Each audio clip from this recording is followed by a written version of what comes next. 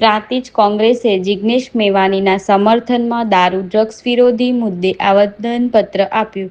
ધારાસભ્ય જિગ્નેશ મેવાણી દ્વારા ગુજરાતમાંથી દારૂ અને ડ્રગ્સના વેપાર પર પૂર્ણ પ્રતિબંધ માંગતા સમર્થન આપવા માટે પ્રાંતિજ તાલુકા કોંગ્રેસ સમિતિ દ્વારા શનિવારે નાયબ કલેક્ટરને આવેદનપત્ર સોંપવામાં આવ્યું. આ જમાવટમાં તાલુકા કોંગ્રેસના આગેવાનો, હોદ્દેદારો અને સક્રિય કાર્યકર્તાઓની મોટી સંખ્યામાં હાજરી રહી. તેમણે જણાવ્યું કે દારૂ અને નશીલા પદાર્થોના અનિયંત્રિત વેપારના કારણે રાજ્યનું યુવાધન બરબાદ થઈ રહ્યું છે, જેના વિરુદ્ધ તાત્કાલિક પગલું લેવું અત્યંત જરૂરી છે. કોંગ્રેસના પ્રતિનિધિઓએ જણાવ્યું કે મેવાણીનું આ આહવાન સમાજના કલ્યાણ અને યુવા પેઢીના સુરક્ષિત ભવિષ્ય માટે એક મહત્વપૂર્ણ પહેલ છે.